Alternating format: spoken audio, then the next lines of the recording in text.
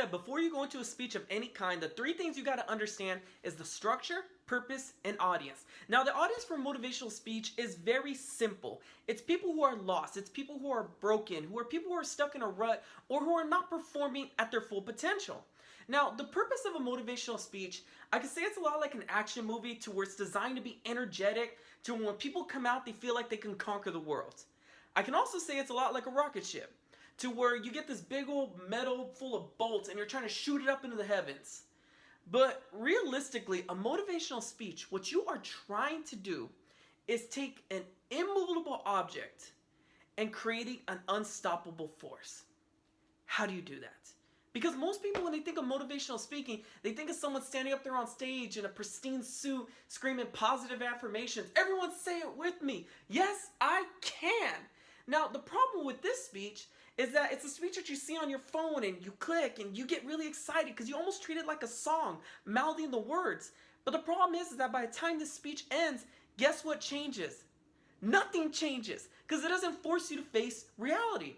Now, the second type of motivational speech that a lot of people listen to is people who have overcome great adversity. It's the 1980s hockey team, Michael Jordan being cut from his high school basketball team. It's Albert Einstein not being able to talk till he was 4 years old. And there's plenty of speakers that have overcome godly amounts of adversity.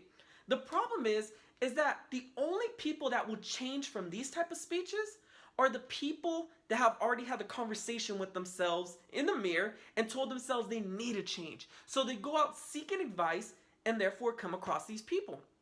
The problem is, again, is that people who are stuck in a rut cannot see the light with these type of speakers. Because these speakers, it's almost like if they're godlike. They overcome godly amounts of adversity. They're standing up there and they set up their failures to show you their success. The problem is most people, they haven't had success. They only had failures. So they can't see the positivity in that because they're saying, well, I can't relate to that because I'm not that person. I'm not there yet. So what type of speech do you want to make? What type of motivational speech do you want to make? Do you want to make the speech where people come up to you shaking your hand, very positive, good job, man, keep it up, you got good stuff going on? Or do you want to make the speech where someone comes up to you almost shaking in tears, grabbing your hand saying, thank you. You don't know what you did for me. You saved my life. If that's the speech you want to make, then keep watching. Because the speech that I'm talking about is the type of speech that when people see you on your phone, they hesitate to click it. Because they know that if they click it, they're going to have to face the reality. And the reality is that they've been pissing their life away all up until now. Because have any of you guys ever been to a car longer than 2 hours? What happens when you get out of the car? Your back's hurting, your legs are hurting, you got to get up, you got to stretch, you got to move. There is no nice way to do that. There is no painless way to do that. So you got to realize that most people, they have been in a car for multiple years of their life, for decades even. And they have done jack shit with their life. And there is no nice way to say that you've been on the pipe, you've been screwing up, that your inner circle is a bad group, you got to get out of it, that you've been sitting on the couch doing nothing with your life, and you got to get up, go get a job, go to school, start a business, do something productive with their life. And you also got to plant the seed of what type of legacy do you want to leave behind? What type of legacy? Do you want to leave a legacy that you were a shit father, that you were a shit husband, shit wife, whatever it is?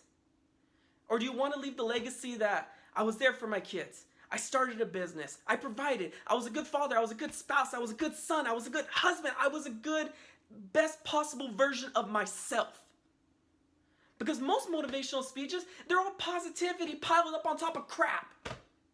The only way for you to get a positive outcome from someone that is doing nothing with their life is to get them to face reality. And the reality is, up until this moment, they have screwed it up. That's the only way to get people to change. Is to get them to face the thing that they don't want to face. And to get them to realize that that's the only way for them to change. Because most people, when they think of public speaking, it bugs me. Because they want to be pristine. They want to button up and have all these acclimates and all this joy of people coming up to them.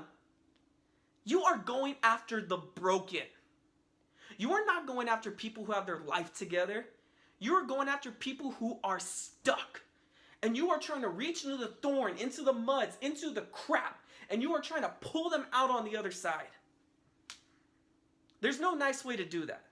And there's nothing glamorous about it. So think long and hard before you want to give a motivational speech. Because people can see right through the BS.